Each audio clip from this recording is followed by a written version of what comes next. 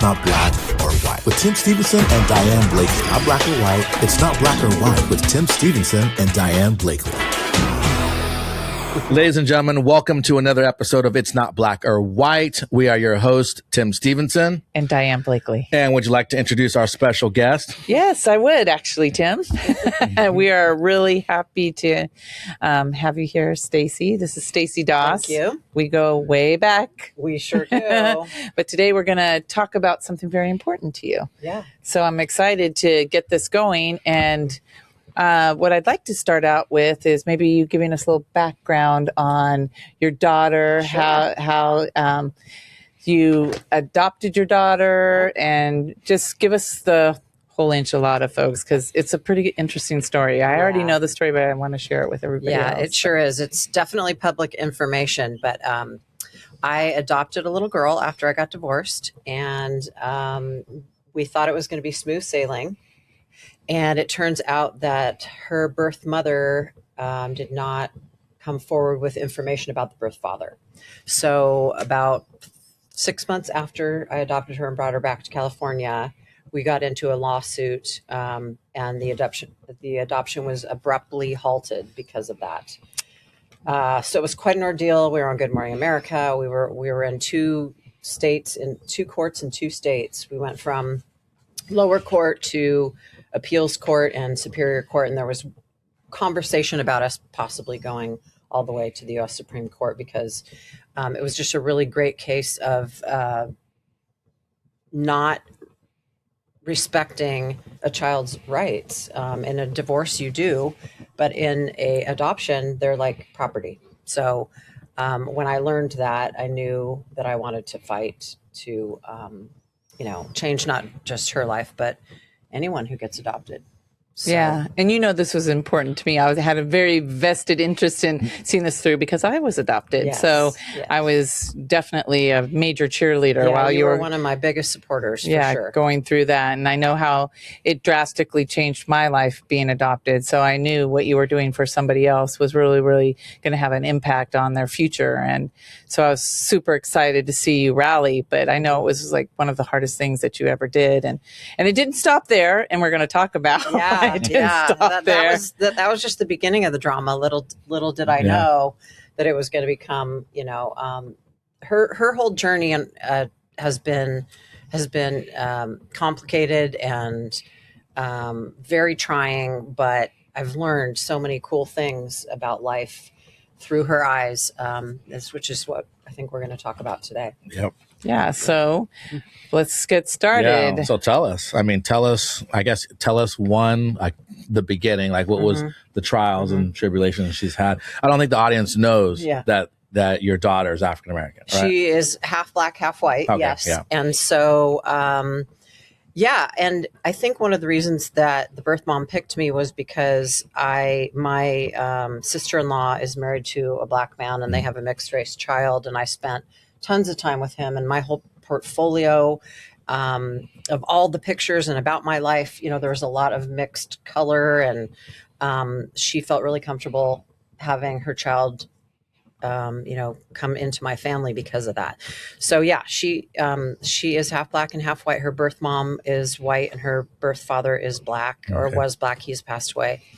And then she has two full biological sisters. Gotcha. So she came into my family, my immediate family, my parents, my mom and dad, everyone is white in our family.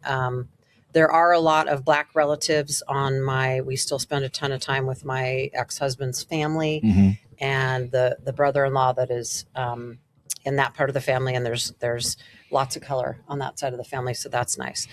But I don't know if I really knew what it was going to be like. I kind of think I was kind of naive and thought, well, I'm open to color and I'm not racist. Right. Yeah. So I can do this. Right. Like literally I thought that was all you needed to be in order to do a good job at it. Well, you thought you were going to be a good mom, and we'd all had babies at the same time. So we were meeting for early morning coffee and Vanessa was a year older than all the rest of the babies. So we were watching Stacey run the whole time that we were eating. She would have to get up and I'd be like, oh my God, she doesn't get to sit down and eat with us because our kids were captive. They weren't watching. You wait. Yeah. And it did, come to fruition. I was like, oh, this is what Stacey used to always complain about. Like, oh, you guys are all sitting there because your children are stuck in strollers. Exactly. But Vanessa had already learned to walk. And so it was a little bit harder for you to contain her energy where we could seatbelt our kids in. She had a lot of energy. She was diagnosed with ADHD at 3. So she was constantly moving. Right. But I think so that was my kind of naive start to the whole thing. And so I think really in elementary school, it was, she sort of picked her own friends. Okay. She would look at a little girl or a little boy and say, I want to be their friend. And a lot of times they were of color. And it was kind of an interesting, watching her have no inhibitions about picking friends and really wanting to pick people that look like her, which I thought was interesting. Well, that is interesting because sometimes kids seem a little bit, I don't know if it's my own naivete or not, but seem, a little bit like colorblind, right? They're not looking for, that's interesting. I've never heard it that she was looking for somebody. Do you think maybe it's because in your family, everyone's white? I do. Right. Someone that she could relate to on that level. Yeah, I do. Yeah. I do. And I think without thinking a whole lot about it, that was her natural sort of gut reaction was to pick someone that looked like her. I think we all, in some ways, look for that sometimes in our life. So yeah, she did a lot of that. Not that she had tons of friends, all different colors, but she definitely gravitated in her closer relationships. She picked herself and they were kids of color. Were the kids of color, did they come from families where both parents were Black or were they very mixed few families? Because we're in South Orange County, so very few. But she had one friend whose both parents were Black. She had one friend whose parents were Asian and Black. She had several friends that were mixed, and she had several friends that were being raised by moms only. For some reason, I don't know if that was just happenstance or not, but all different combinations. But yeah, in her elementary school years, she had a lot of friends of color. What do you find the most difficult about raising a child that's Black when you're white in Orange County specifically? Because this is a weird place. I mean, Tim and I talk about it all the time. It is interesting dynamic. Yeah, there's some really interesting dynamics in Orange County. I mean, when I first moved here, one of the things, and Jeannie really well, and Jeannie's half Black, half Japanese. And when I first moved here, I'm like, oh my God, this place is very weird. There are I hadn't explored the area very well. So I didn't know that all the Spanish and Mexican people are in Santa Ana. All the Asian people are in Irvine. And then in the beach areas were just very whitewashed. It was weird. And I had told her, when you come up here, you're going to have the weirdest out of body experience because I do. And I'm not compared of anything. San Diego, compared to San Diego, where you turn, on one block alone. I always call this block, I call it this, the UN, because we've got Black people to the left of us, Chinese people to the right of us. Right. We've got people from Sri Lanka down the street. So we were our neighborhood is really mixed and we love it. Right. But Orange County as a whole is not like that. I think it's very segregated and a little bit weird. And the only other time I experienced segregated communities like this was when I went on a 28-day trip with my grandfather from California to Michigan. And literally, that saying when you cross the tracks, they're from the other side of the tracks. Yeah. Right. I never understood that living in California, but I learned it in Michigan because I crossed the railroad tracks. Suddenly, there's only Black people. I go on the other side, there's only white people. And let me tell you, it was not the Black people holding shotguns. It was the white people doing it. 8 mile or 11 mile. Yeah, it was weird. Yeah, right. It was a weird thing. I have a very similar story to that because she was born in Dayton, Ohio. Yeah. And we had to spend 3 weeks in Dayton waiting for, there's an interplacement compact council is what it's called, IPCC. And it one state has to release the child and have the other state accept the child paperwork wise before you can leave the state. Gotcha. Oh, wow. And so we were in Ohio a lot longer than I wanted to be in Ohio. And we were in Dayton, which is a very interesting place in and of itself. And I noticed right away, I thought, God, maybe I'm tired. Maybe I'm hungover. I don't know, maybe I'm sleep deprived. But I felt like people were looking at us everywhere we went. And we were staying at an extended stay, and there was an African-American man staying there who came and talked to us and, looked at Vanessa and wanted to know our whole story. And he told me one night, I went to the bar to get a drink. My mom was watching Vanessa, and he said, tell me the story of why you adopted a black baby. And I just thought that was a very interesting question. Yep. And I said, well, I really didn't think about it. And he said, well, you're definitely not from around here because I don't know of any white people here who would do something like that. Right. Really? Yeah. That was an exclusivity thing to. That's probably across the board everywhere. Really? It is rare that a white family would adopt a black child or vice versa. Yeah. It's just, I don't know why, but it's just that way. People go, well, you're trying to have like this blended look that's the same, right? So typically, probably 90% of people, when they go to adopt, they're trying to adopt a kid who looks like, if they took a picture, that they belong in the family. Yeah. And see, right? Interestingly enough, I was open to any race. I was actually open to either gender in the beginning. And then my sister had a second daughter. And I went, oh, okay, well, I guess we're going to do a girl posse. Right. So I decided I'm going to do a girl, wanted a girl. But I was very open to everything else. And I didn't need her to look like me. I thought that it would be interesting for her not to look like me. And I think that was very naive because I think for me, I was being open-minded. But other people. But she has some things about it that don't work for her. Oh, got you. You know? Oh, yeah. Really? I mean, she's not, you know, we joke. A lot of this is, we have a lot of humor when it comes to race. You know, we'll be in a particular neighborhood and the other day we were walking into Sinopolis in Rancho San Margarita and we were pulling into a spot and 3 people passed us and they were all black. And she grabbed my arm and I grabbed her arm and we went, black people, because we were excited. We literally, because there's not very many of us in RSM. I live in RSM. There aren't. Exactly. Yeah. So that's where Tim lives.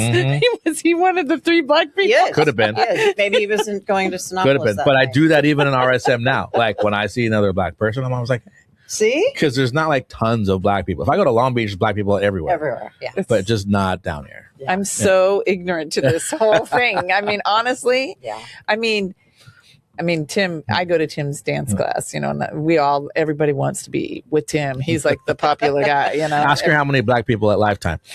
Not very many.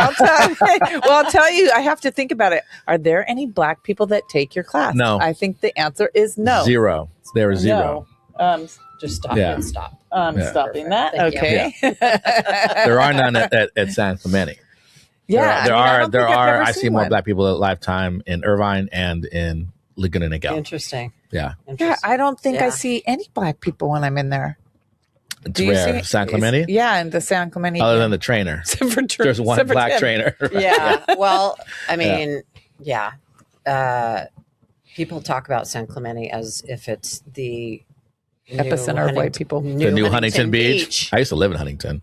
They do. They talk about it like that. Yeah. They definitely do. Except I would say that, well, typically with me at least, the people, I find it more friendly in San Clemente than I did Huntington Beach. Huntington Beach is a scary place. Wow, skinheads and Huntington Beach. Aryan Nation headquarters, Huntington Beach. We had an opportunity for Vanessa to pick any community college in Orange County, and Golden West is great for cosmetology. And she said, there's no way you're getting me to live and go to school in Huntington Beach. I don't care what it looks like on campus. I'm not doing it. So is she aware of that sort of stuff? I mean, she's still, just for the viewers and the listeners to the podcast, she's a young girl still. Yeah, so she's 17. Yeah, so she's... Yeah, and I didn't notice her really having any issue with how people were treating her or looking at her until she was probably maybe like middle schoolish. Okay. I didn't really feel like in her elementary school years that she really even knew, you know, that that was going to be an issue, that there was such a thing as racism. I mean, I think I made a really big point to make sure we celebrated Kwanzaa and we went to Martin Luther King events and whatever. And that's probably just sort of a white mother's intent to do the right thing.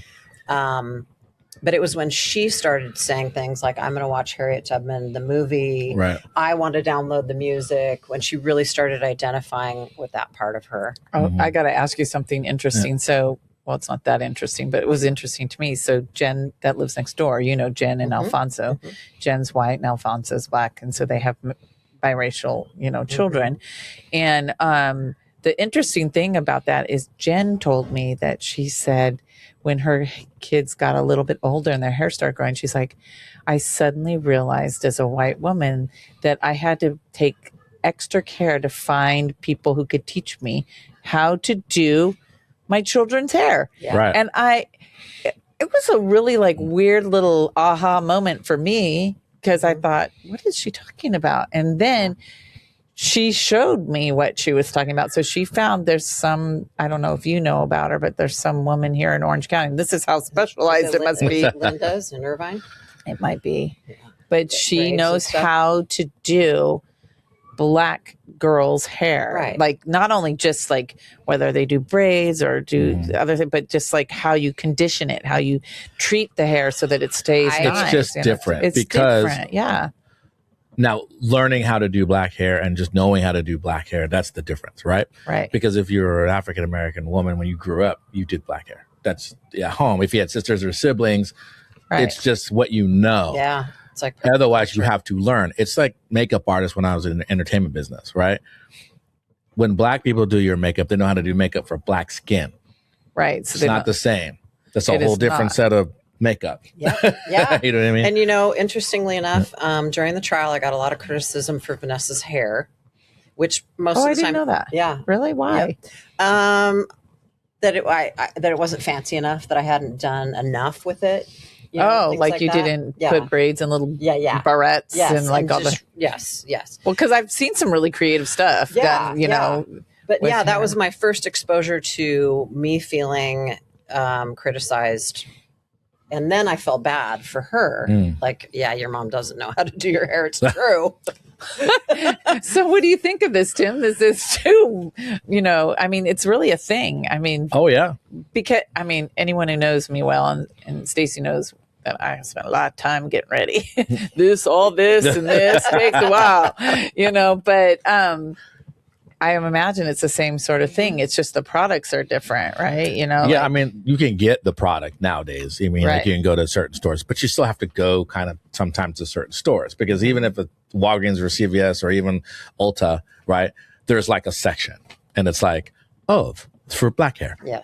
right? So they have just a little size. Because Yeah. obviously I don't know because Yeah. I don't have children that would need that, and I certainly didn't. So I'm like, So there's like a little section. Do you huh? know Ramona? Yes. Okay. Yes. So here's how Ramona happened.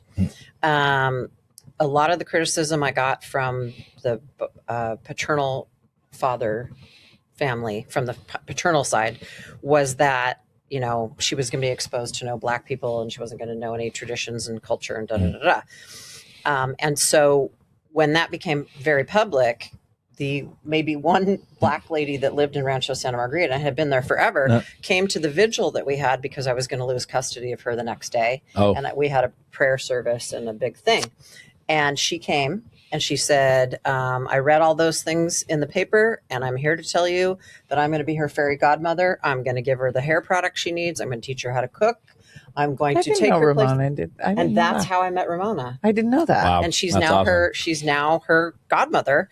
And she, even throughout her childhood, would call her with questions that she felt uncomfortable asking me. Okay. Like, somebody said this to me, I don't know how to respond, and Ramona would kind of take the high road and say, well, if it was me, you there's some people that you just have to let the wave, she has some saying, let the wave roll over you and then let it crash on the shore, not on you, or something to that effect. Right. So they have a great relationship, and it's not something I can provide for her. And I want her to have what she needs. And that's So does she call how Ramona when happened. she needs something that she thinks does. She does. Really? Ramona, you should see our, under our dining room table right now, there's huge boxes of all kinds of hair product, makeup products, all related to, being black, Really? that I would not know, oh yeah. Yeah. Oh yeah. Vanessa is, because she's going to be in cosmetology, she's really embraced that part of herself. And she's really, she's had braids quite a few times. She's a Linda's beautiful Irvine. girl. I mean, she's a tall, beautiful girl. Yeah. And she really, she has a beautiful sense of style. She really has her own thing going with her makeup and her hair and everything. And I just absolutely embrace it. I think she loves that part of herself. Yeah. That's awesome. Yeah. I'm curious. So Stacey has really wonderful parents. So I'm going to softball that. Her parents are really great. They are. She has really, really great parents. But did you find like it was difficult for them? Like when they took her places, or they didn't like to have people do things that were like, I'd have to ask my mom and dad, but nothing that I know of that's like come up that was really that big of a deal. Her parents are just amazing. And the funny part is, my dad is, he was 5'8". I think he's more like 5'7", 5'6" now. and she's 6'2". And they are so close. They have very similar personalities. They get along great. They do everything together, and they're like Mutt and Jeff. I mean, they make no sense together whatsoever when you see them, but I don't think she ever really thinks about it. Because that's her papa. Does she ever ask about her parents, like biological parents? Yeah. Like, does she? And she knows and has communicated with her biological mother because one of her sisters now lives with bio mom. Bio family, dad's family had custody of her two other sisters and kept either of them from seeing birth mom. They're not a fan of birth mom at all. Gotcha. And so that was really hard because she didn't get to talk to them as much because Keep talking. They were with them. And so she now has more access to her sisters and is more interested in her sisters. What's the age difference? 22 is her oldest sister. 20. And then Vanessa's turning 18. Yeah, they're all like 2 years Do they all apart. look similar? They do.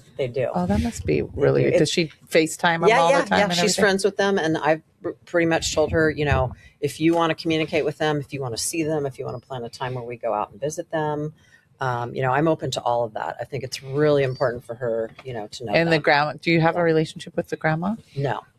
Because I remember that was kind of dicey and contentious. Very contentious. So the girls have the relationship with the mom, and you're working this through the mom or directly with the daughters? Directly with the daughters because they're old enough now. Are they out of the house? Yeah. Are they? Yeah. Okay. All right. The oldest now lives with her biological mom and does not have a relationship with grandma anymore. That went sideways. Yeah. Okay. And then her next younger sister, middle sister, is in Hawaii in nursing school. Oh, yeah. So it's now in a safe place for Vanessa. Very tight. The middle one is very tight with the biological paternal side. Oh, okay. Yeah. So the two sisters aren't talking, and so Vanessa, I talked to her a lot about. Oh wow. You think you don't have a good relationship with them because you were adopted and taken away, but look at.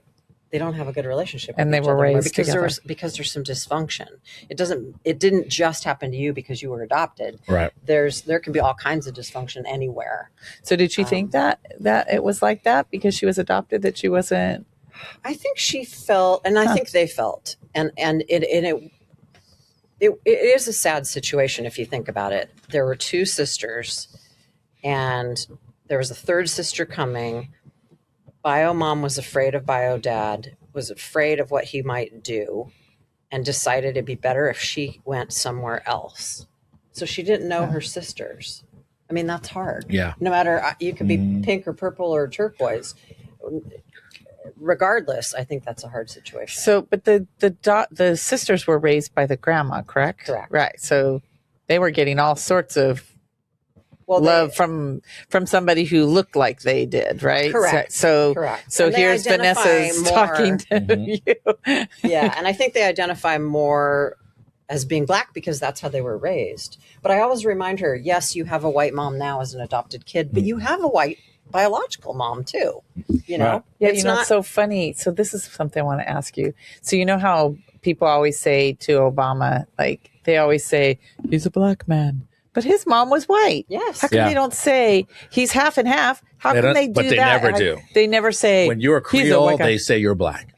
Really? A lot of times. So like my buddy Tyson is like my brother. Mom's white, dad's Black. But when he walks into a room, they're like, who's the Black guy?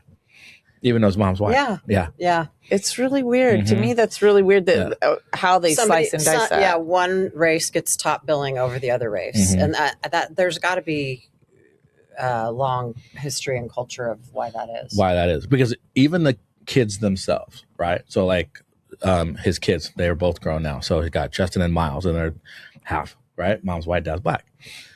But when they go to school, right, they're like, the other kids are like, You're not us. you're not the same.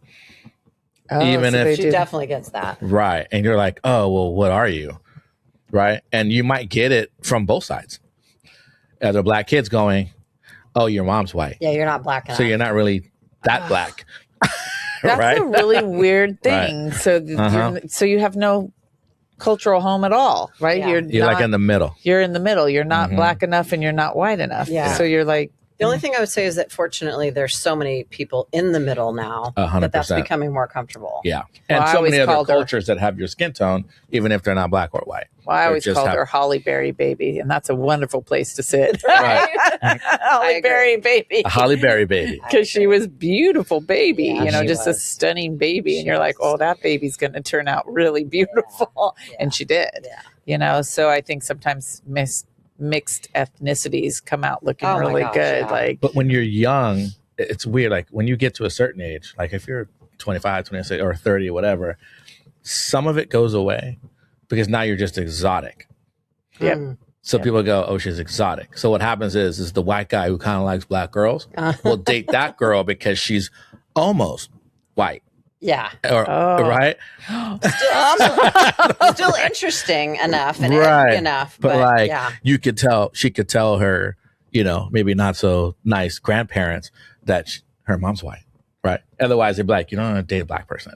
That happens. I know. I remember you told. So Tim has had some stories to tell me about. Yeah. Like when he's dating people, it's when it Oh, gets I really bet. serious that they're like, "Oh, well, we thought this was just fun and games, but now that it's getting Yeah. serious, They're really nice to you because you're like, you're the cool kid. Oh, you're so nice. And he can dance and he's this and he's that. And I'm like, I'm dating your daughter. And they're like, hell no.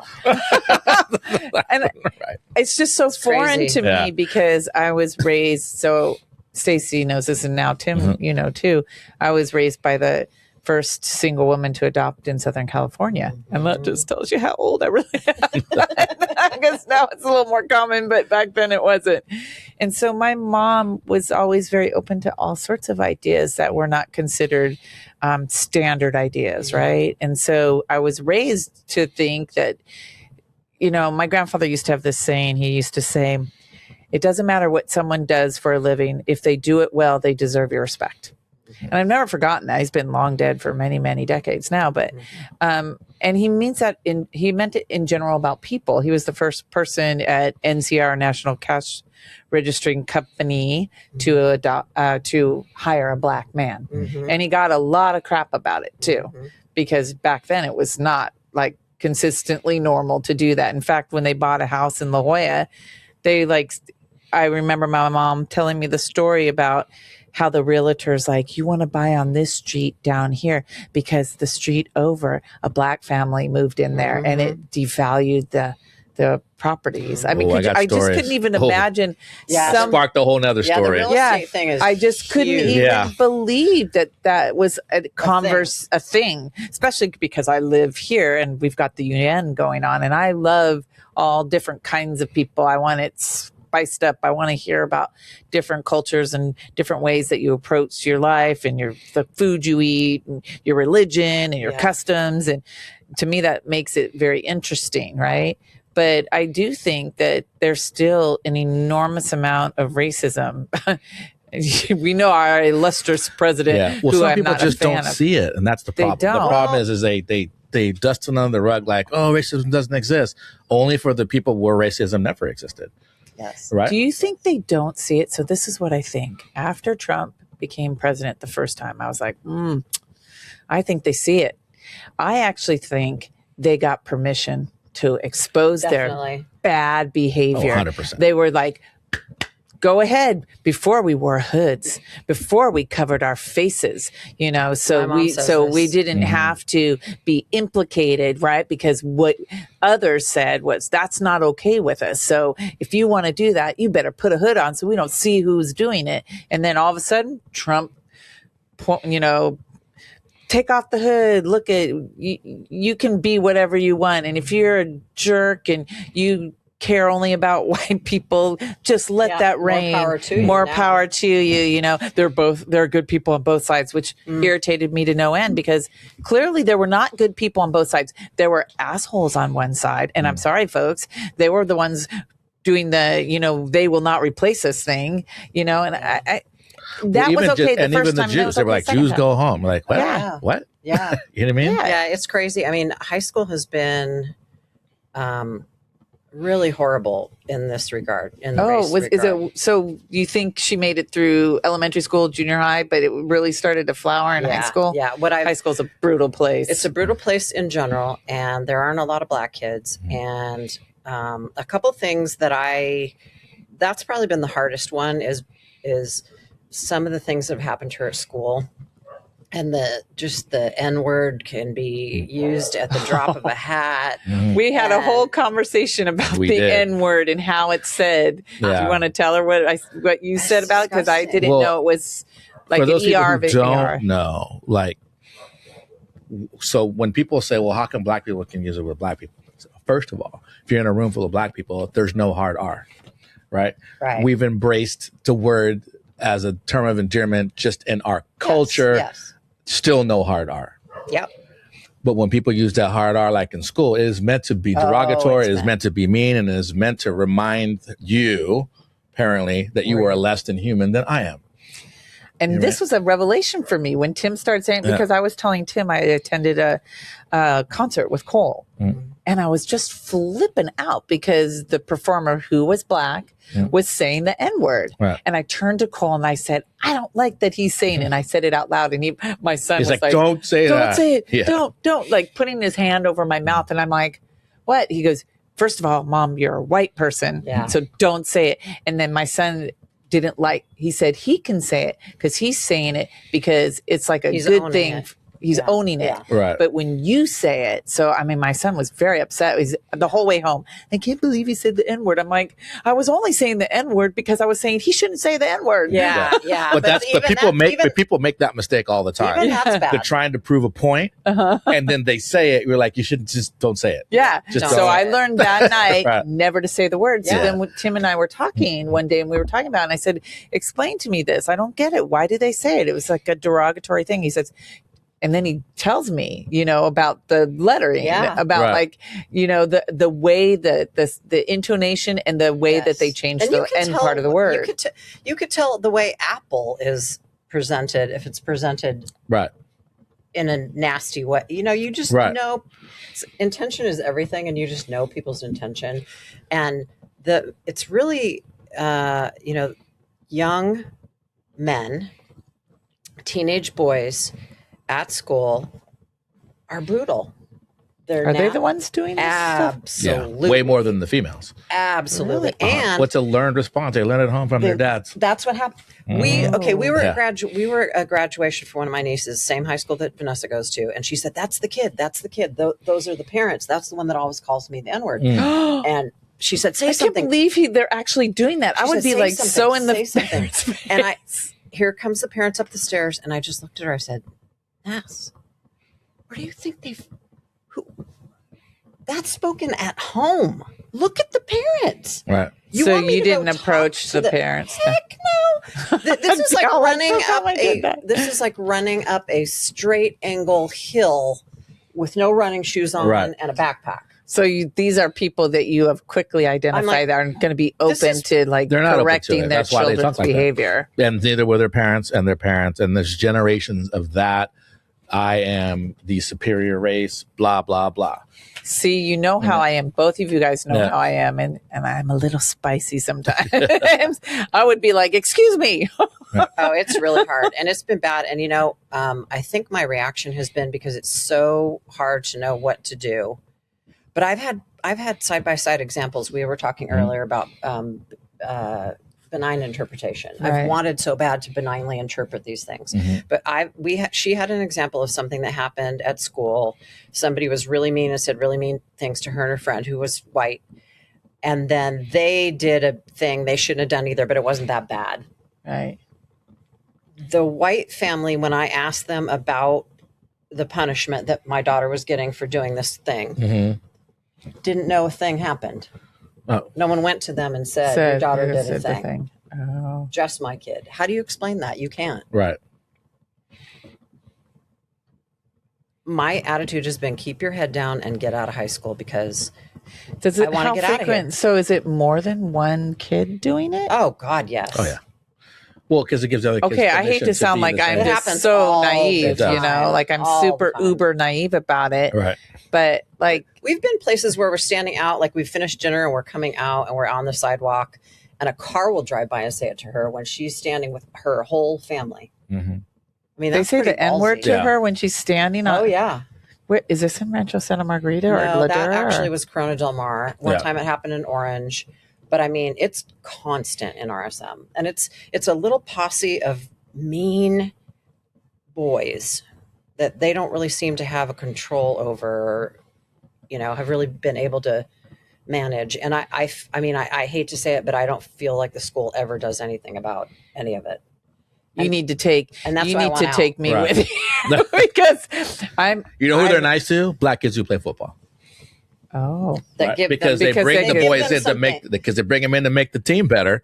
And so therefore they get a pass, and they're also like sort to of a point stars. Absolutely, because think about pro athletes too. Right. Mm-hmm. So you don't feel like you could like. Did you bring it to the school's attention and they said, we're not going to do anything? She doesn't want me to. Oh, because then she'll get more repercussions from those kids. And they'll wash it under the rug anyway. They'll find a way to make it like, oh, we're going to investigate. And they never do. I've had enough experience to what happened, that one incident that I talked about where the kids had summoned her and then she'd retaliated. That told me basically everything I need to know. They're just like the parents that I saw at graduation that I said, that's like running up a hill with no shoes and a backpack on. Right. What does your mom? Like her mom is very insightful. What does your mom say about it? Does she? She's not surprised at all. So does she just say, "Let it go"? Who also went to the school, who are white, are like, yeah. Her mom is spicy.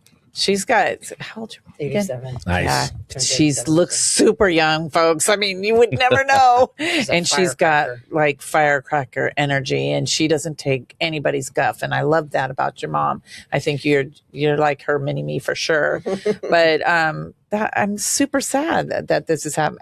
Yeah, it's sad. This is a good friend of mine, folks. And I'm like, but it's happening. It happens all the time. We just don't know. Yeah, I want out of South Orange County for sure. North Orange County is better, but I really actually want out of Orange County. Oh gosh, please don't say this around Cole. He'll join you. I've really, we've looked at Long Beach. Yeah. We've looked at all different kinds of communities, even like So you're not going to go have the house built? Yeah. Do that? I mean, yes, we're still doing that, but Fullerton is better, and we've been happier. And she's seen people who look like her. There's a Black Student Union at Fullerton College. It's just going to be a different experience. It's everything I've said about getting out of high school and finding your tribe, because this is clearly not it. So this group of kids, she endure this every day when she goes to school? Yeah. Every day? Yeah. Oh my gosh. Yeah. By the way, I have to say the disclaimer, because she told me, Mom, you can go and talk about your experience being my parent, but you can't talk about my experience being me, which is great. I love it's valid. That, right? Yeah. It's totally valid. Valid. I said, that's exactly what I'm going to do. I'm going to talk about it from my perspective.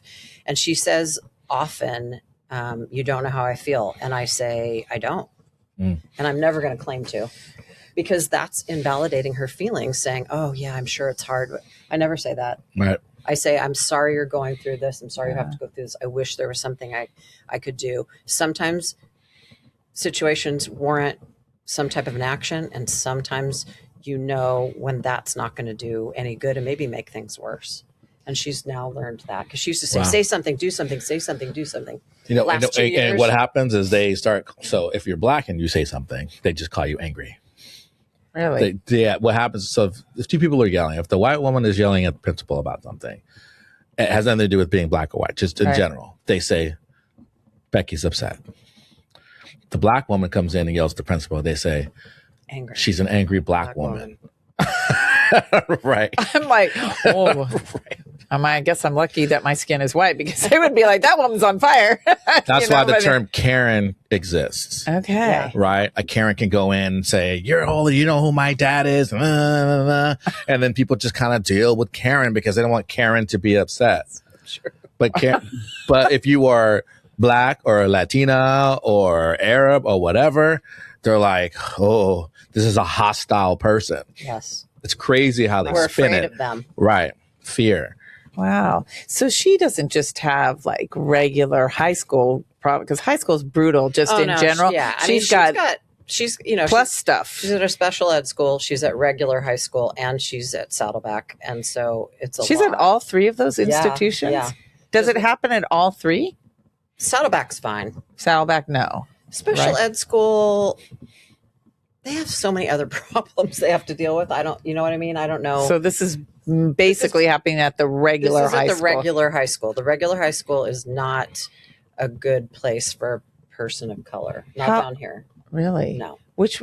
Oh, don't say. No, I don't want to. Yeah, never mind, folks. We're not going to say where she goes to school because that would be bad. Yeah. But wow, look I want to know because I'm like, oh, I'm going to have to pay those boys a visit. No, I mean, and I encounter their parents in the store or that's the other thing I was going to say is about the one place where I've been heartbroken is I will be out with her shopping or at dinner or whatever.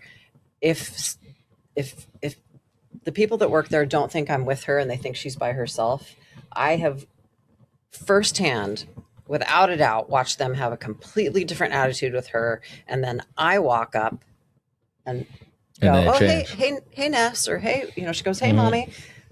Complete 180 in terms of how they're treating her.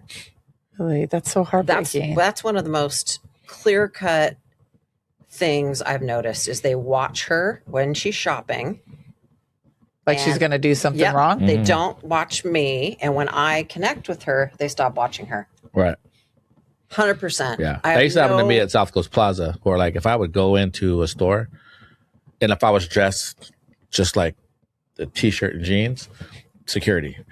But if I walked in there with a suit on, they're like, hey, can I help you? Would you like some water? And then it's like a completely different thing. And I'm like, oh, it's the same dude who's in there earlier, but they're stereotyping me, right?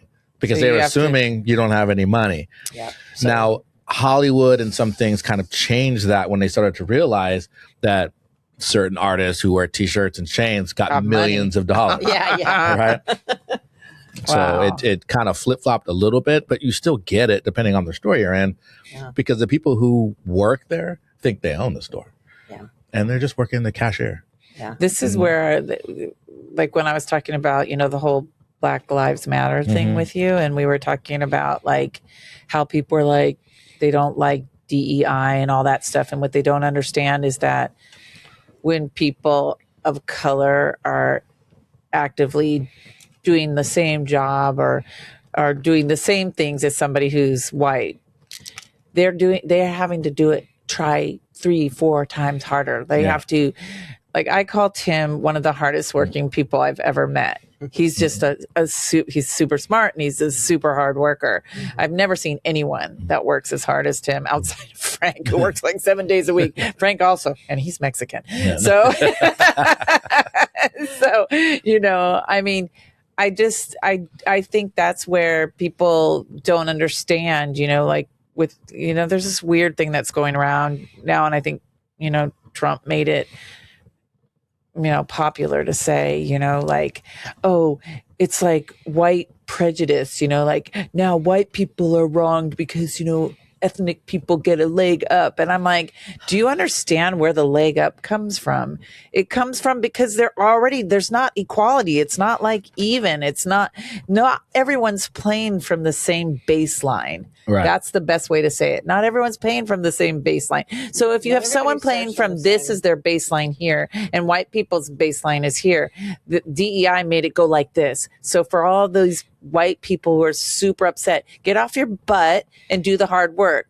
If you're worried that someone's going to take a job away from you, make sure that you work hard at it. So you have a reason to say, well, I did my best. But if you're going to be all lazy and then somebody's going to pass you because you're lazy, and I don't care what color they are, that's on you. You didn't try as hard. That mentality has been around forever, right? Yeah. For instance, if you take a white guy and a black guy, go to the same exact flight school, have the same exact flying pilots, whatever. Black guy gets on an aircraft, white guy gets on another aircraft. The black guy gets looked at like it was affirmative action. Not that he's as good of a pilot as the other guy. Automatically. This is the whole Charlie Kirk. Right. Charlie Kirk is like, well, if a black guy, I'm worried because he's assuming because he's black, he's not qualified. Yeah. Right off the bat. Right off the bat. Oh, and that just makes me mad. Because, I mean, we know with the current administration, I think there's a real active attempt to whitewash history, to get rid of, and it happens to women too. So for those women who think you're doing yourself some service voting for anybody that's in this current administration, you are crackers, because at the end of the day, they're trying to get rid of women too, because women have a line. They usually have a line. They're supposed to be the gatekeepers of sexuality. They're the gatekeepers of children, old people, healthcare, all of this. Usually women will be the ones that step up and say something. Unless you need a black man. Because I was telling Tim the other day, if I'm ever in trouble. Need someone to help you on the side of the road. If I need someone to help me on the side of the road, I hope I'm in a neighborhood where there's some black people. Because black people are more commonly found to be the ones that help people. Well, so there's a burning building. Yeah. It's the black people that go to help the people out of the burning building, not, generally the white people. It's generally somebody of color. That they've done statistical surveys on that. Because survival was based on how strong your community was and how strong your connection was to each other. And when you need that, you perfect it, Yeah. I mean, it's just, this has been a huge, meeting Tim was enlightening, but then when we're having these conversations, sometimes I'm just sitting there going, "Oh my God, it's worse than I thought it was." But most people don't want to know. It's like there's two guys. They did a test, right? They're friends. They both have open carry licenses, and I forget what state it was. Neither of them have a criminal record. They almost look like identical. One's white, one's black. So they do a test. Guy walks down the street with the AR strapped to his back. One cop pulls up and says, "Hey, why do you carry the AR-15? He goes, "I have an open carry, whatever." And he goes, "Okay, well, make sure you're careful." Good. Black guy walks down the same street. Half the police force shows up with guns drawn and he's like, and they're laughing. And the cops are like, "Why are you laughing?" He goes, "Because we were just doing a test. Yeah. We both have the same rights. Neither of us have criminal records. But when I walk down the street, the whole police force shows up." Absolutely. I think you made that same sort of analogy when we were talking about January 6th. Yeah, you were like, if 1,000 black people jumped on top of the Capitol building, there'd be a lot of dead black people. Oh, yeah. That would have never. They wouldn't have called it a tour, an insurrection. They would have said a mob of black people jumped on the Capitol building. Can you even imagine? Right.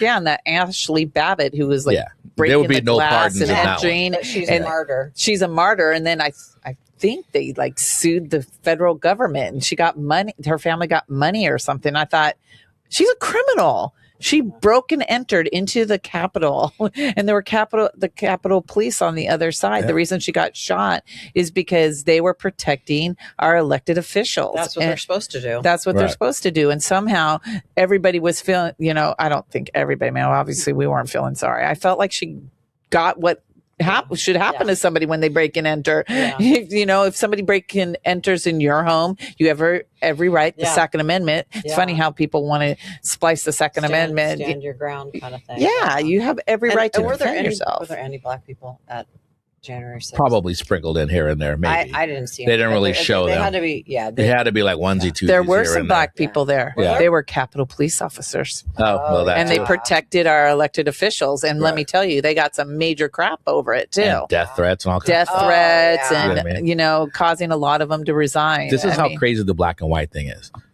Charlie Kirk gets killed, right? Mm-hmm. The guy who supposedly killed him is a white guy. But you know who got bomb threats? HBCUs. Yeah. I just thought that was so weird. Isn't that completely? How do you even can't equate the two? How do you connect the dots to that? Right. I don't even understand. HBCU's got the bomb threat. That's insane. I think Charlie Kirk's booth at one of the colleges we just went to see. Oh, really? Yeah, Turning Point USA on Fullerton's campus. Yeah. No, Cerritos. I mean, I believe in the First Amendment. I do believe people have the right to say what they want, but I do think there is a place where it becomes hate speech and terrible for others. And I think in a institution where young people are supposed to be learning, one of the basic things that you need to learn is to be kind to others. I mean, I think our world has gotten so out of whack. And if ever I was going to give Trump credit, I'm going to give him credit for that. He managed to make our world, at least here in the United States, a less friendly place, a crappy place where people feel like they can be unkind to each other. And all the things we were taught when we were little, be nice, don't say bad things about people, don't do this, don't do that. All of that got erased. I think are you glad you know that though? Aren't you glad you know that about some people now? Because I'm not going to ever unknow it. Right. And I've learned some really valuable things in the last 4 years. You know what's sad? This is sad to me because, and Tim knows, we've had discussions about people that, generally I find like they're fun or they're quirky. And then I find that they support that. Yeah. And I have these weird moments where I'm like, I really dislike that they're like that.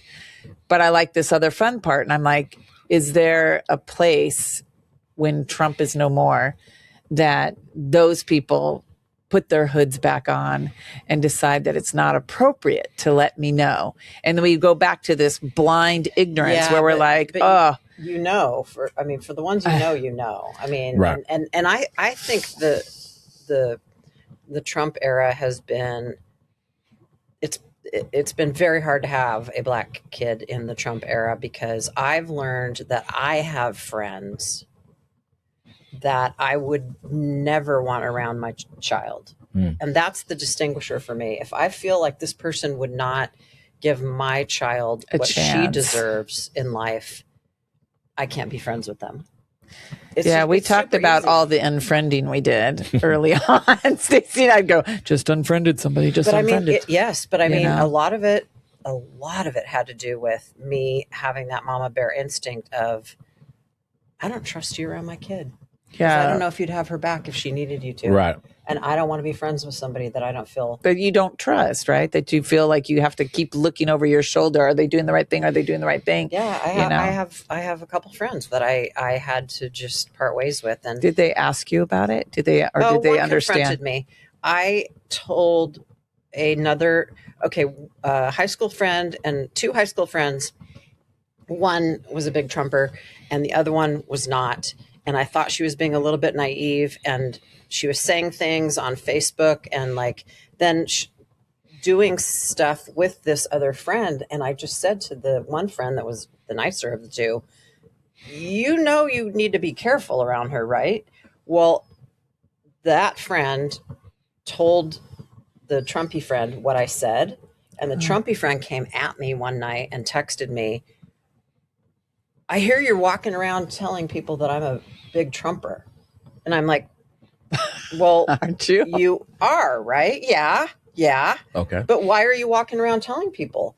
Why would you do that? I said, because I was trying to protect my friend from the wrath that is happening right now here, that you're proving my point. Well, I don't understand why it's a big deal and why you even have to say anything. I go, I think it's pretty clear. There's some dangerous things, not about you. You're not dangerous. Right. There's some dangerous things about what you're saying and doing. Mm-hmm. Do I feel the need to protect people that I know do not have any clue what they're walking into? Right. Yeah, I do. I think that's okay. I think that's what you do for friends. I didn't say you're a bad person. You can't talk about what you talk about. You can't think what you think about. I'm telling this person, be careful. Right. Because you don't think the person is dyed in the wool thinking the same way as the person. I know they're not at all. And I know they're just being a little bit naive. Right. And they were naive and they were shocked and they were like, really? And I said, yeah. I think there's an actual, Jeannie is a holistic healer, right? So I'm always like, get all your holistic healer. It's all about energy. Come on, let's see all the people. Let the light come out of your hands like Trump. No, I'm sorry, I just had to throw that in there. But you were healed, John Stewart, or whatever it was. I read the Bible every day, and I know all the verses, but I can't name my favorite. Yeah, yeah, but I think what's starting to happen, and we've waited a long time for it. I do think this sort of like referendum on MAGA and a lot of the crazy racism and stuff, I think people are sick of it. I think that now, all you have to do is look at all the special election. Democrat, Democrat, Democrat, Democrat, Democrat, Democrat, and even Virginia passing their redistricting. And just to be clear, folks, Democrats didn't want to redistrict. But if you all are going to cheat and make it so we lose for the next 50 years, we have to do something. We're not going to just be cowards. Story. Vanessa's doing homework today, and she's like, I go, what are you doing?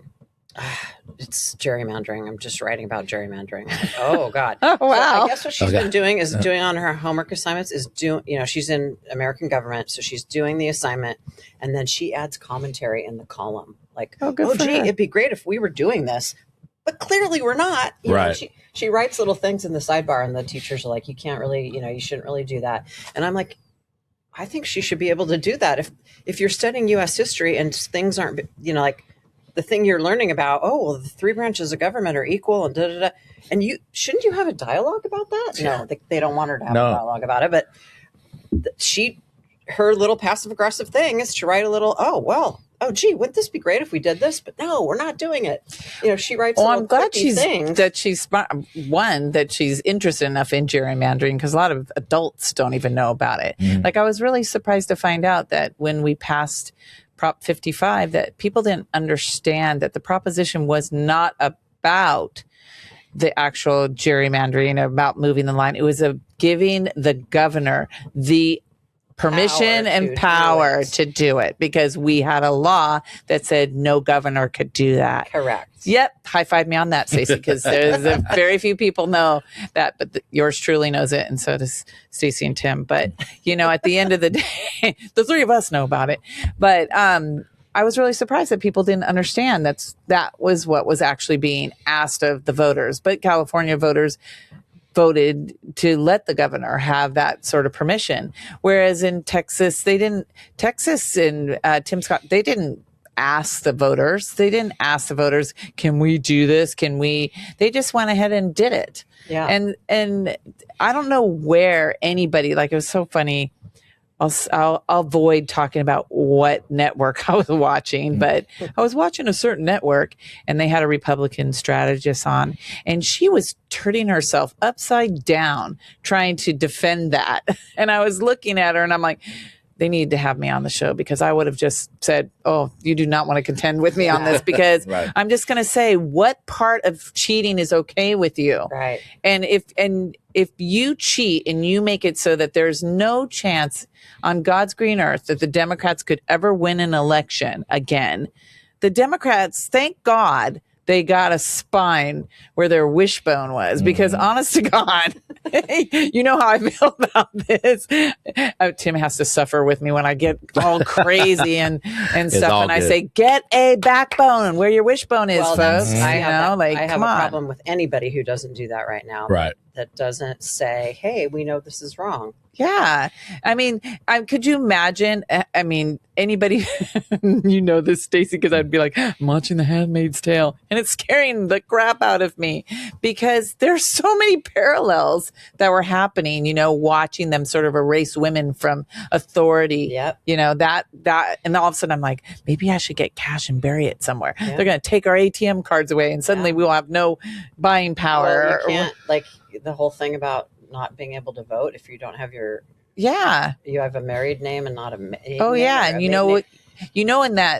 in that bill that they're trying to pass, they're trying to make it so we can't vote by mail, and then we all have to prove who we are. Well, for me personally, And my mom mentioned it to me the other night. She's like, oh, this is going to be so hard for you if they do this because you are adopted. And on your birth certificate, I have. Vanessa has that too. Yeah, I have that I'm adopted. So I have another name. Yes. I have like an adoptive name. And then I got my other name from being with my mom. And then I got a married name. So I've got 3 names to jump to prove that I'm me. Yeah.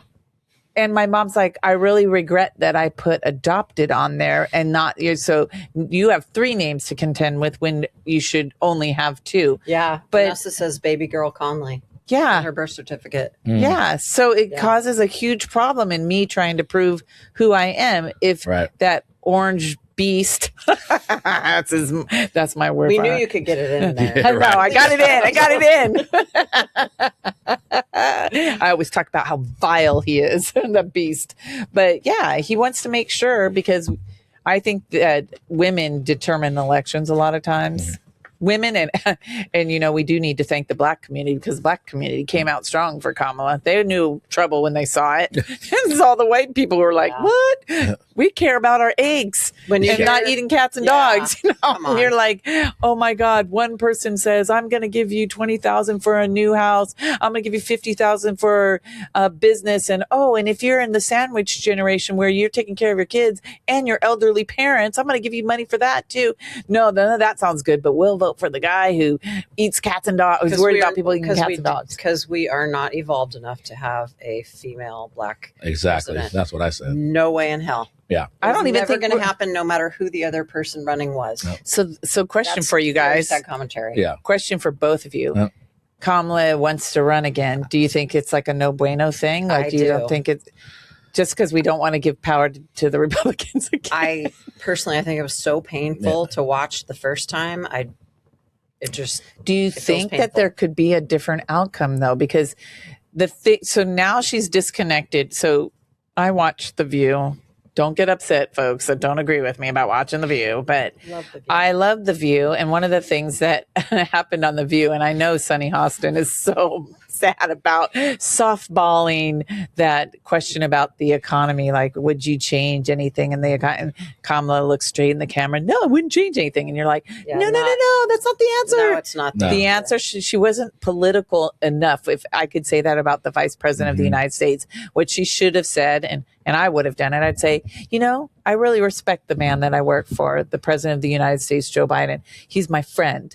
And so I'm not going to say anything bad. I didn't enact policy. I was the vice president. Right. So I get to research things. I'm the second person in charge. If the president dies, then I get to make policies. I become the president. But I didn't make these policies. But what I will say is I can help reshape or continue to shape the economy so it's better for everyday working Americans. Yeah, she definitely did. And she didn't know how to do that. I mean, I know how to do that because I'm a big yapper.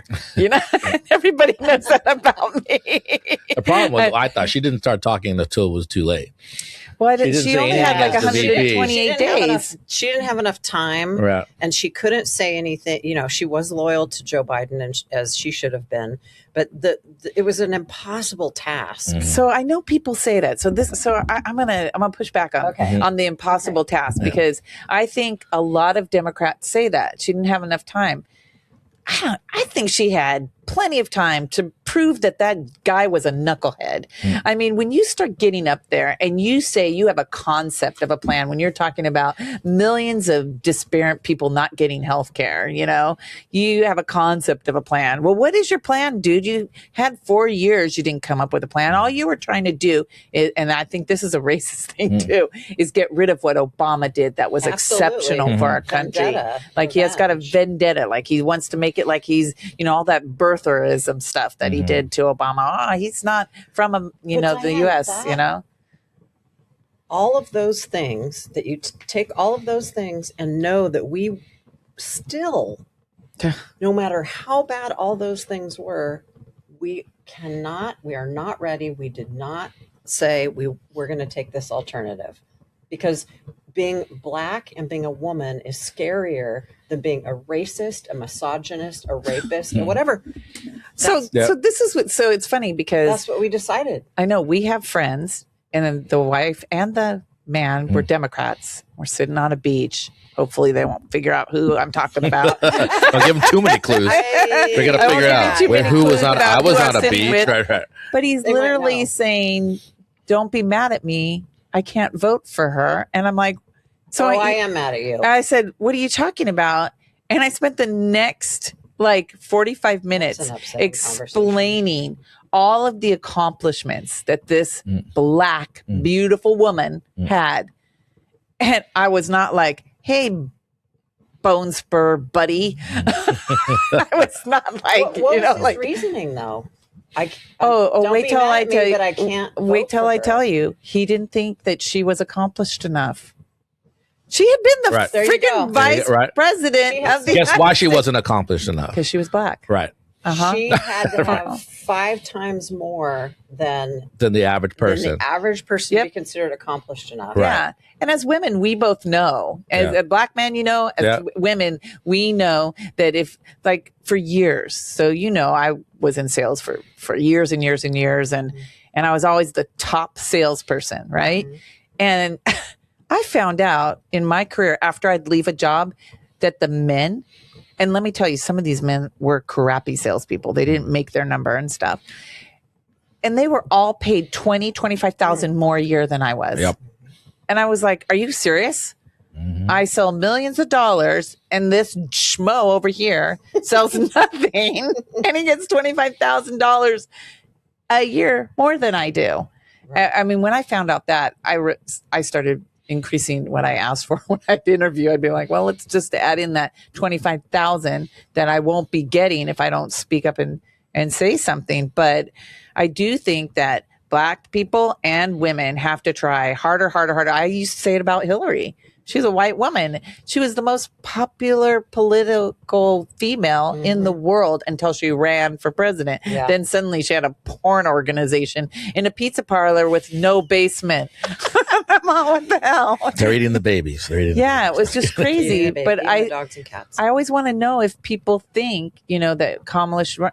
Because I will tell you, I'll be the first in line to support her if she decided to do that. But I have this real big fear that if I put my support behind her, right, that we'll end up with a big goose egg again because and a lot of white men can't. I think it's survival now. We have to win. We have to win. Right. We have to. And let's put the best candidate that will win, not the best candidate, the one that's most likely to win. And I don't think it's her. And I adore her. Me too. But I still say that. So, so I thought, well, maybe it's like Mark Kelly. Like we get a white man. So he's like, this is the pedigree.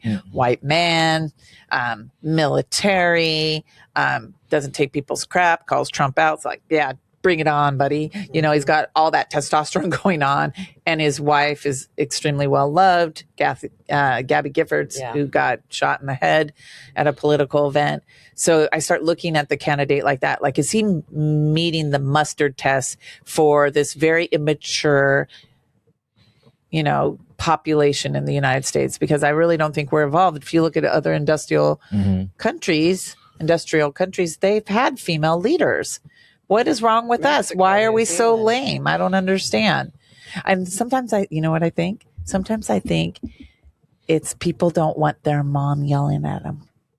I know that sounds stupid, but I almost think it's like, I already had a mom and I don't, because moms are always like, when things get really dicey, moms are like, hey, straighten up and fly right. Yeah. And I'm like, I think Hillary, because my husband, who's, very thought-provoked and really weighs things really well. He's just a really awesome human that way. He's like, well, I don't like her. I'm like, well, who cares? A lot of people don't. Are you going to go have a beer with her? I don't think so. Yeah, no, we want her to run the country. Yeah, I want her to run the country. And if she's going to tell people, hey, no bueno, that's going to cause a nuclear problem. That's what you want. Yeah, you want someone like that. And if she's, Stone Cold Betty, I'm good with Stone Cold Betty. If she's going to keep us safe and I'm going to go to sleep at night and I'm not going to be like, oh my God, we live near a military base. I'm like, oh my God, what if somebody gets through and they because I don't think he's watching the way he should be. I mean, we've got the Ukraine going on, Iran, and then what the hell, folks, Lebanon, I don't think this guy cares enough about anything. And I think he's having massive mental decline. And I think it's going to be really bad for all people. For all people. You're This is assuming too that we have an election. we're going to have an election, because I just think that people will just be over it. But I do think this, and I skipped my point I was going to make, about it was Black people who saw all of this coming. It was the Black community that saw that it should be Kamala. It was the Black community and the Black women specifically that said no. I mean, if you look at the percentages of who voted for who, we should have been like, thank you, please, people. Yeah, but even in the Black community, I would say this because my brother-in-law is Black. Oh, you're actually going to say it, huh? He's MAGA. I saw you like sit on that a little bit. And that there's a whole nother subject podcast between people who were, I call it, still on the porch. And I get a lot of flack for that, but you know what I mean? I do. They're still trying to gain the approval. Yes. Do you know what I mean? So they will vote that way because it thinks it makes them like they could go into the country club. Latinos do that too, though. Right. Oh, that's exactly. Yeah. Yeah. Like, they did it massively. Remember when we were like doing our little rally for Kamala, and Latinos flip me off? If I just hang out with and rub elbows with people who have money and act like people who have money, i.e. not vote for Kamala, then I somehow have raised to a different status. Yeah. Right. And they're going to just leave tread marks on your face like anybody else. I mean, that's the thing that makes me so sick. I'm like, I got news. They're going to run you over like nobody's business. And I've been listening to a lot of stuff related to it's really a poor, rich thing versus a particular color. 100%. It's if we can keep these people thinking, if we can use their color to keep them thinking we care, poor, and keep them, then it's working. Well, because you can't have a upper class if you don't have a poor class. It's impossible. It is impossible. Yeah. And so we'll keep enough people for it. And now we'll even make the middle class scooch down a notch or two. And you can control the masses. That's gonna help us stay where we are if there's a big space in between the two. Right. Do you really think we won't have an election? I think they're definitely going to try. But I think with all the special elections and the redistricting, because we gained like 4 seats, it'll be really hard from a electoral standpoint for the it's imploding on that side anyway. Yeah. Like what were we talking about the other day, Tim? We were like talking about how like MAGA now. They're like, it was a ruse that Trump got shot. That was phony. That when he was wearing the little piece of paper on his ear, and then the Charlie Kirk is starting to say. Oh, they all say it. Yeah. Really? Well, because it's starting to be MAGA against the Republicans. Yeah. Because it's like two different classes of people, and those are two super different groups, right? They're they really are. different. One's extreme and one's not. Yeah. If you're a fiscal conservative and you abide by your conservative guidelines, that's one thing. But when you're MAGA, it's like you are bowing down to a man who thinks he's God and worshiping a false idol. It's just different. He could do no wrong, even though you wouldn't let that person in your home to date your daughter. Yeah. Right. It's some psychological. It's a really an issue. Well, so I think the cracks in the hull started with the assassination of Charlie Kirk, certainly getting mad at Marjorie Taylor Greene because she has a big voice within her party, right? The MAGA party. And then, this whole thing with Trump getting shot and the bullets don't match. The bullets from the young man's gun don't match the bullets they found around Charlie Kirk.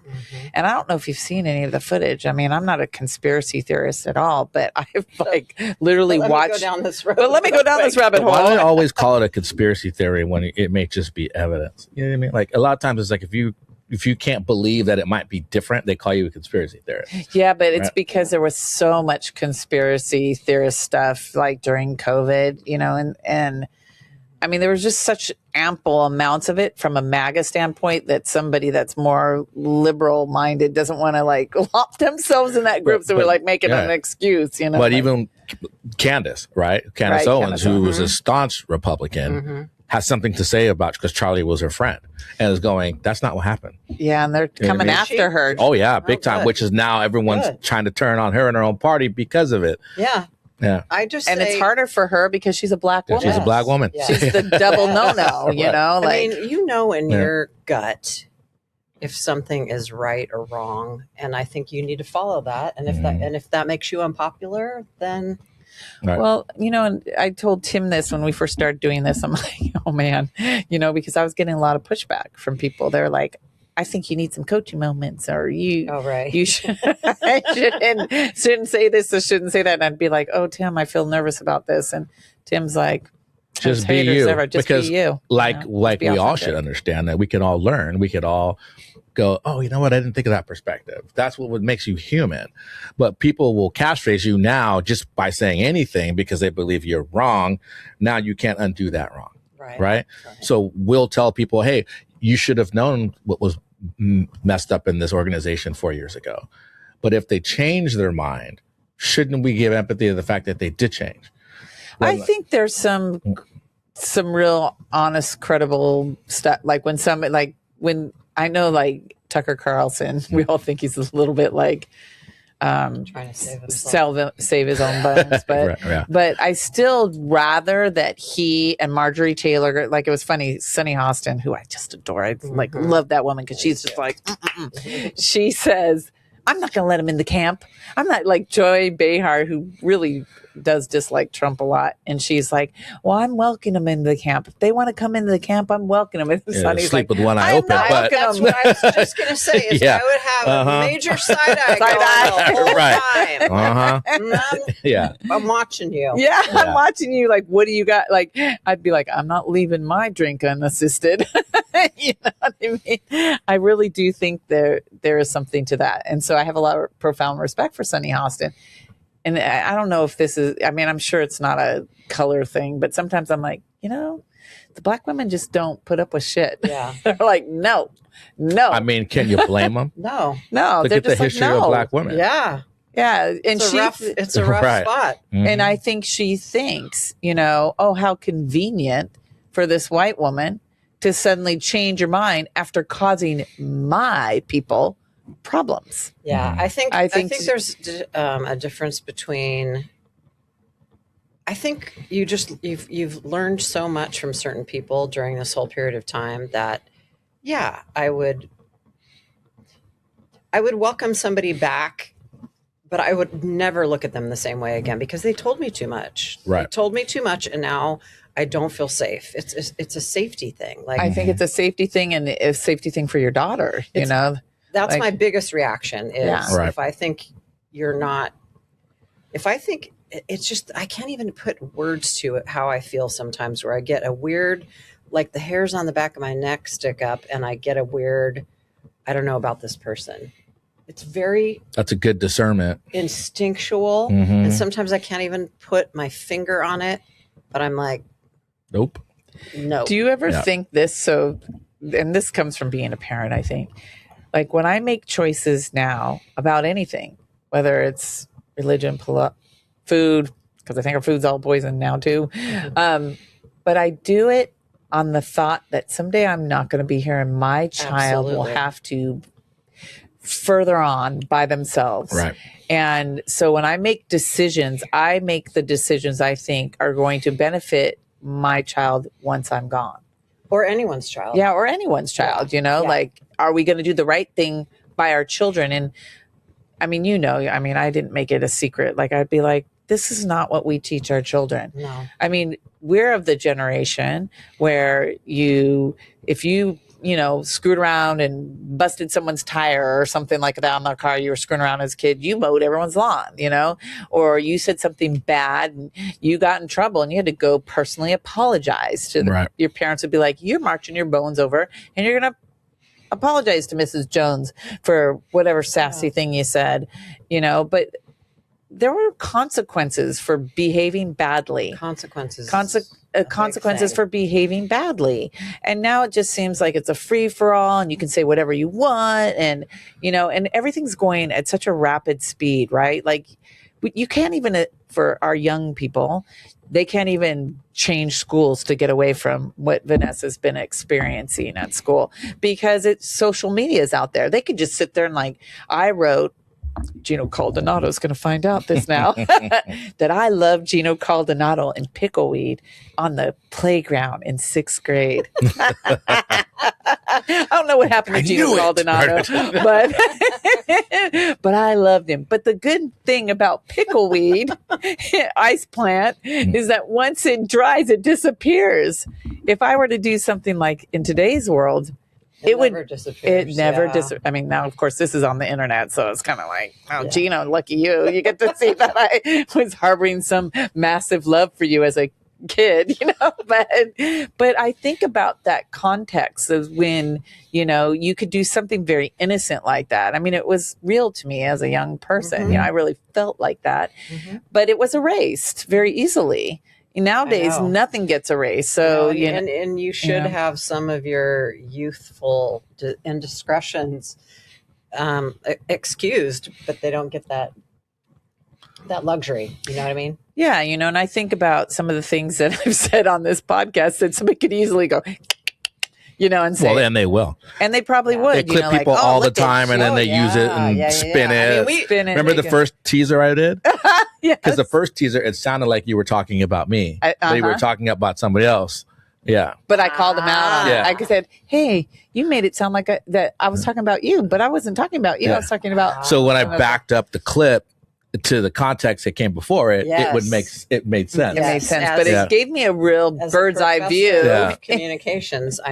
We talk about that all the time. We talk about framing, and we talk about it's not even just like, here's what you should think about a certain topic. It's these are the topics you should be thinking about. You know, there's so much involved in all this information that we're consuming. There's so much strategy behind. There's a lot of strategy behind it, and I think the thing that makes it so hard in the information highway is we think more is happening because there's more accessibility to it. Right. You know, so when you make a mistake, oh my God, it's so profound. When you do something good, people are not as interested in good because it's not as salacious, right? Right.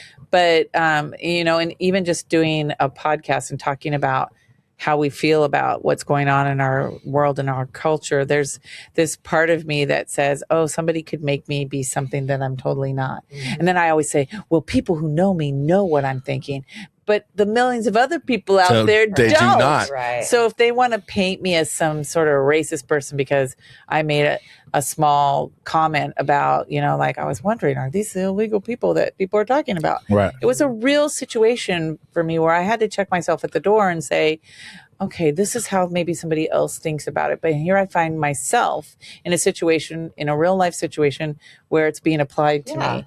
But that's the good news, observation. Yeah, but the good news is that's what I think makes some people different from other people. Being able to learn something and then apply it and maybe come a little bit to someone else's point of view and say, okay, I can actually see where you might think some of these things. Where I think in general people are like, they think it's black or white. And that's why we came up with a thing. It's not black or white because it's really not. There's so many gray areas to what's going on in the world, how things are being interpreted, what you end up watching. Because a lot of times, and you can attest to this, being teaching young people what you teach them about communications and stuff, that there's a lot of gray areas because it depends on the timing of when you're seeing something too. Right. There's the timing, who's watching, what the timing is. Did you catch the 6 o'clock news on ABC? Yeah. Oh no, maybe you were watching Fox, which reports things totally different than ABC News. Like I did an experiment where I was like, for one day, I'm going to run all the news channels at the same time. My TV can do that. We buy so much TV in my household that we can actually watch all the news stations. But it was a real lesson for me to learn that the messaging that's being given is totally different. 100%. So when somebody's like really mad about and supportive of what this administration's, you have to also be willing to say, what kind of communication are they getting? What information are they consuming? Who's delivering it to them and why? Because there's a motive as to why they're doing it. And if you only watched one station, what would you think? Right. About the world? Well, and now, because they used to say this whole like, oh, you guys just watch the mainstream media. Okay. But if 1 million people watch Shapiro, or that's mainstream. Yeah. If a million Yeah. people watch Tucker, that's mainstream. Yeah. You know what I Yeah. mean? So in today's time, it used to be you can only get the news on your television. Right. But now you're getting From 3 podcasts and sources. journalism from 1,000 sources all over the place. So what is considered mainstream? Because they all still have the direction that they want to paint the picture. Right. The thing that's so disconcerting to me about all of that is that these are adults and they're shaping the world for your daughter, Vanessa, Yeah. for my son, Cole. Yeah. And those kids don't have any control over what's happening. Right. So I want the adults to start adulting. You know, and remember, this world doesn't just belong to the adults so that we can all bicker and get stupid, but that we should be doing adulting. And I say this so fondly about Tim because Tim is so good with kids. He teaches to children too.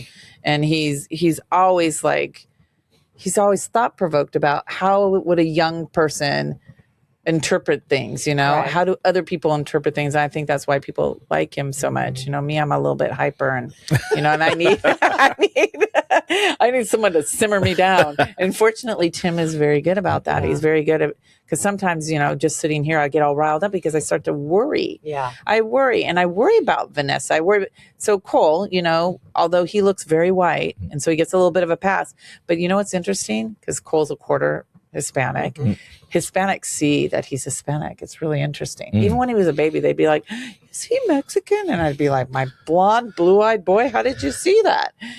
But they can see it. And I don't know how that happened, but I would always be so shocked because I thought, he's incognito, white boy. But if you but if you travel, right? If you travel the world, Yes. you'll understand Yes, things like Latin. if you're from Colombia, girls have green eyes and blonde hair and they're Spanish. Yes. Yeah. You know what I mean? So Right. people sometimes only know what they know in the vicinity of where they've been. Correct. You We know what I mean? know Mexican because Right. that's where we live. Mhm. Yeah. Well, I think we talked about this about South Africa.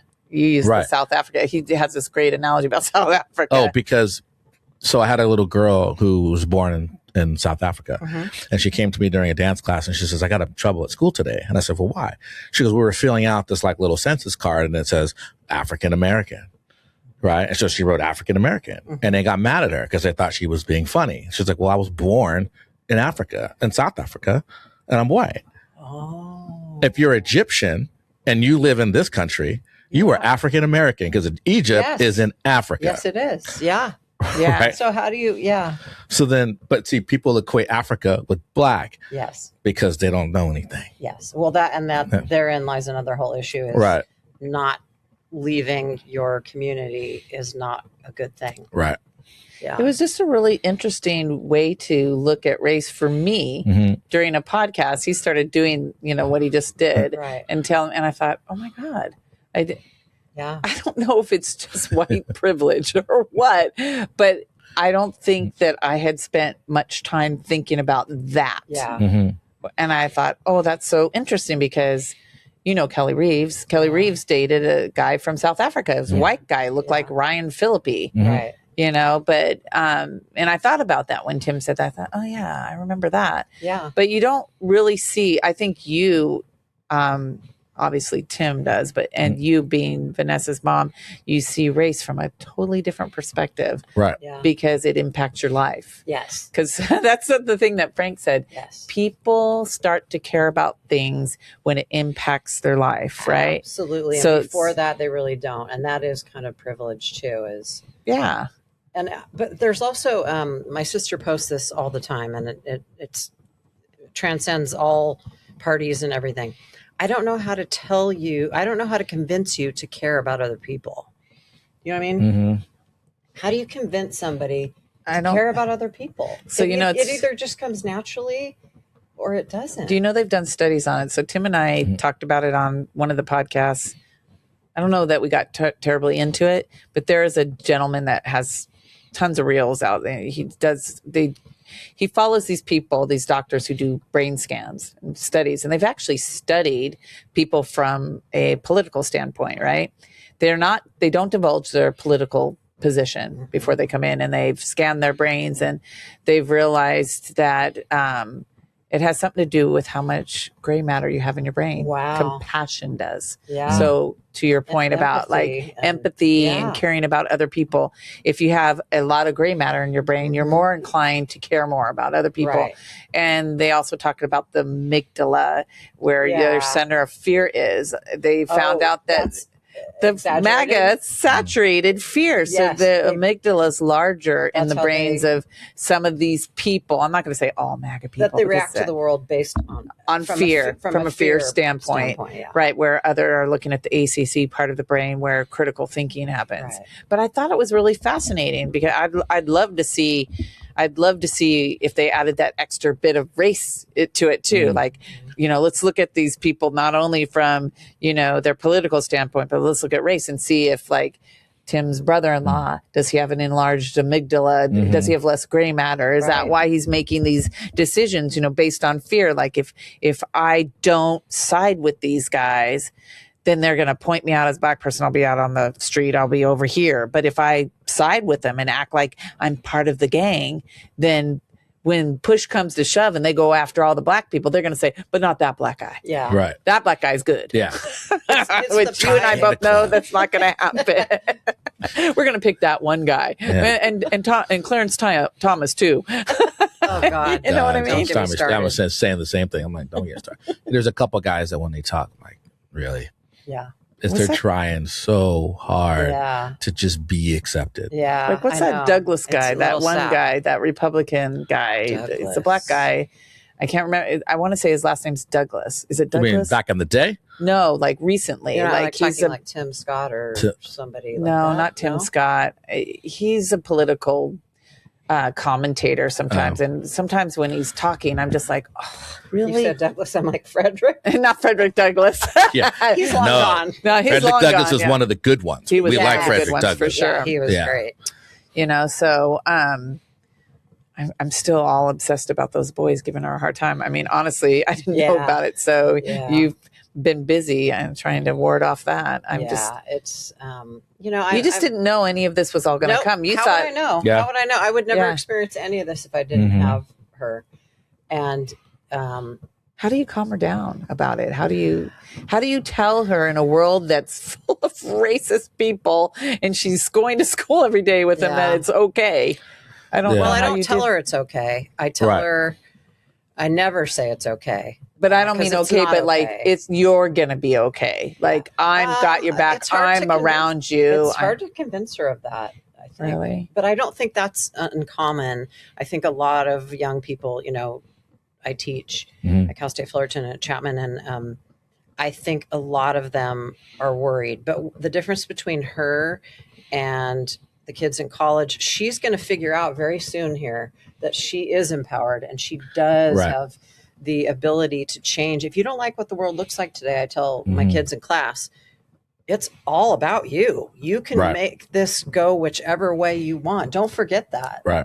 I do think the young people, there's a good chunk of young people, this Gen Zers, which is Cole and Vanessa's generation, that they don't have any patience for like what we put up with. No, they just don't. Like they'll ghost you. You hire some young person and you don't treat them right at work, they'll be like, bye. Right. Where we would like suffer and get tormented, they'll be bye. But that's what needs to happen though, because if you look at the kids who came out of school shootings and how they, David Hogg and all these people that are now activists, they said enough's enough. You guys aren't protecting us, so we're going to protect ourselves and create some laws and do some things that we need to do. And that's what I'm encouraging my students all the time. I don't know how to tell you to be a PR person or to be anything in this world, because that's not the world that I grew up in. But I believe in you, and I know that you will figure this out, because every generation figures it out for themselves. Well, that's all you can really tell them right now. Gosh, it sounds so bleak. I do think that they don't put up with stuff like, the way that they interpret things. Like, I'm going to make myself look bad again. Please don't clip this, Tim. Here it comes. Here comes another one where I'm going to step in it. When we're like, I'll be talking to Cole and he'll say something like, oh, so-and-so is doing this, that, or the other. And I'm like, oh, is that person gay? I'll ask that because of what he's telling me. And he'll be like, Mom, we don't talk like that. Yeah. We don't care. Yeah. And he goes, that just makes you look unevolved. Yes. Yes. You know, and here I'm thinking, I'm extremely involved. I'm very liberal. I'm like a tree hugger. You know? But then my Gen Zer son starts saying, we don't care what sexuality someone is. We don't care how you want to identify yourself as a they. We're like cool with that. Right. It's just you old people who are caught up on your pronouns and stuff like that. So there's that, there's the race thing, there's all these things. And I do think, and I'm super kind of excited to see what happens with my son's generation. I mean, we're all going to be, they're going to be the ones that are going to be helping us when we need bedpans. So let's hope. I'm going to Mars. I'll be good. You're going to Mars. My kid can carry me, so I got that going for me. Yeah. And I just hope my son still likes me when he's older. Of course he will. Mom, you need to come get with it. You know, I'm trying hard. You know, I'm trying hard to make sure whatever I do to the world doesn't put it in a bad place. Right. You know, like what I say, what I do, how I communicate, and what I think is important from a voting perspective helps leave the world a better place for our kids. Yes. And an inclusive place where everyone gets a fair shake. If you work hard and you do the right things by others, you get the same good opportunity that anyone does. I always say a couple things to Tim. I'm like, we all bleed the same. But I think if we were all blind people, although Tim says I got there's a Timism. He's got a Timism, and he's going to tell you. For all blind people, we would have. I said, yeah, but we would be prejudiced on how you smell. That's so good. I know. It's true. Yeah. So I was like, We damn. fix something else. Yeah, he'd say, yeah, you'd listen to someone's voice. Your nose feels big. You know, feels good. I know. The tone in your voice sounds this. You know, dumb. so Yeah. I feel like we kind That's of funny. veered in a lot of different directions on this. But that's what we do. And we might have missed some important questions or No, something it's all like that. important in mine. Yeah. Whatever we did was organically amazing. Yeah.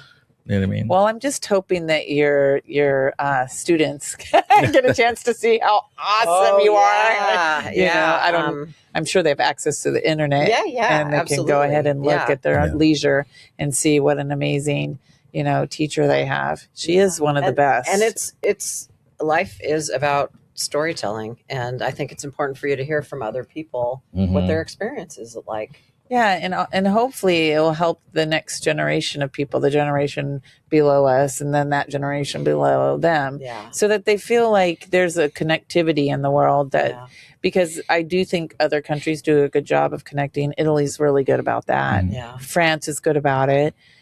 Brazil. There's lots of other countries where they really care. The Netherlands is huge about their community. Yeah, the Scandinavian countries. Yeah, they're like great. a Scandinavian. Yeah. Plane on the Croatia. We're going to go to Croatia. Are you? Yeah, I'm excited about that. She's from Croatia. She's Croatian. So I just think that, you know, we can do some real learning. So as bad as we think this administration has been, not once but twice, I think there's been some really incredibly good learning moments where we think where we can help each other, you know, and we don't have to agree on everything, but I do think morality jumps in. Like if you can't be moral, sorry, you can't. Yeah. We can't hang out because you are the average of the 5 people you hang out most with. So if you're hanging out with dirtbags, then I got to think you got a little bit of dirtbag in you. A little bit. You're at least a little dirty. Yeah. Yeah. A little dirty. Little dirty. So you just want to keep it. Thank you for joining us today. Thank you. Yes. That was a great conversation. That was amazing. I really, really appreciate it. Very insightful. Thanks very for having me on. well you're needed. welcome. Yes. I love that you would do this, and we did this special fireside chat for our first forever guest. Yes. So thank you for tuning in to It's Not Black or White. We will see you on the next pod. Myself and Diane Blakely. All right. We'll see you on the next one. We'll see you then. Bye. Bye. It's Not Black or White with Tim Stevenson and Diane Blakely. Not Black or White. It's Not Black or White with Tim Stevenson and Diane Blakely.